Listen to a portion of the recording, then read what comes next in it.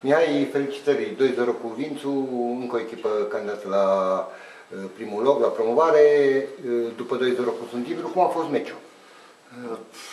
Ce pot să spun? În primul rând trebuie să-mi felicit băieții, acești copii minunați care, în condiții destul de grele, se antrenează și muncesc, îi văd zi de zi la antrenament, își doresc să ajungă fotbaliști la nivelul de Liga 1, de echipă națională, și mă bucur pentru ei că au făcut un meci extraordinar împotriva cele mai bune echipe de la noi din serie. Această zi a fost puțin înseninată de această victorie, deoarece a plecat dintre noi un mare unirist, și aici mă refer la domnul Nicolae Pușcaș, care a fost în momente foarte grele alături de noi.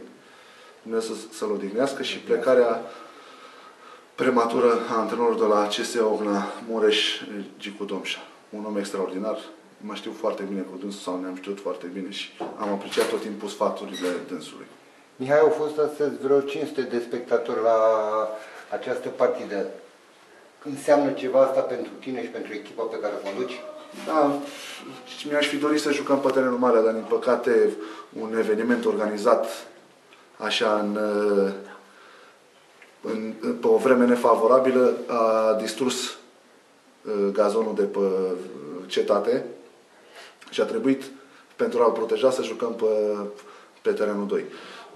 A fost o oră și mai puțin nepotrivită, pentru că lumea venea de la muncă la ora 3. Dacă am fi jucat în weekend, poate ar fi fost mai mulți iubitori ai fotbalului.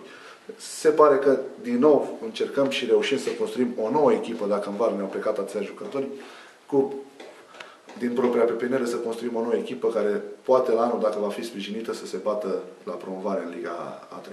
Ce înseamnă unirea Alba Iulia senior și junioria 1, acolo unde e generația 97-99, ca să zic așa? Greșit, 97-2000, că am terminat cu 6 jucători de 2000 în teren la junioria 1. Încercăm și acolo să câștigăm campionatul și consider că avem potențial să luăm